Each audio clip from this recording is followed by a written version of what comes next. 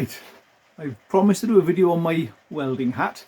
Quite a lot of people asked about the light on it. I get quite a surprising amount of questions about it.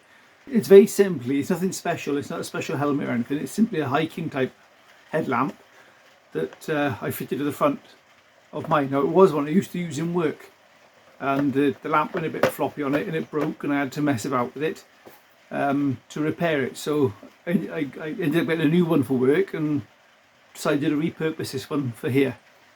Now recently it broke, so I've had to do another repair to it, which is add a separate switch to it because the switch on the top stopped working.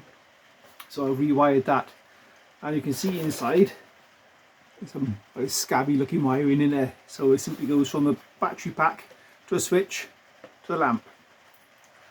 Now there's nothing special about it, it's just bolted on. Now there are a couple of things to be aware if you're going to do this for your helmet.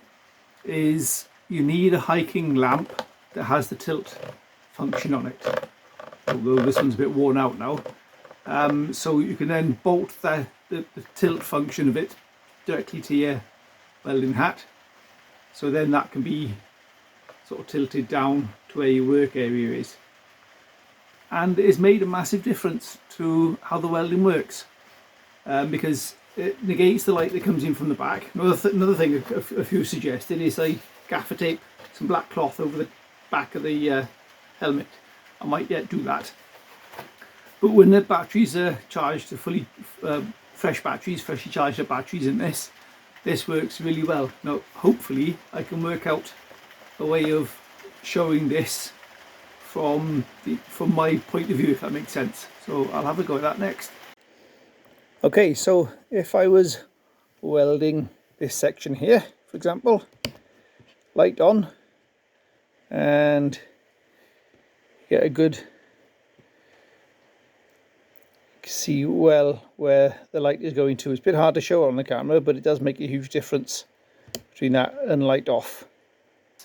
It's made a huge difference to my welding. Yeah, it's a very simple thing put on there, but it's amazing how much being able to see your weld and your weld pool properly, how much that has helped. So thank you for your questions on that. I hope that's been of use to you. And while I'm on here, a little shout out to Aid. He started up a YouTube channel. Him and his wife have bought a old LDV minibus, and they're going to turn it into an off-grid camper. So look out for theirs. I'll put a link in the description. But it's Sammy Aid Adventures.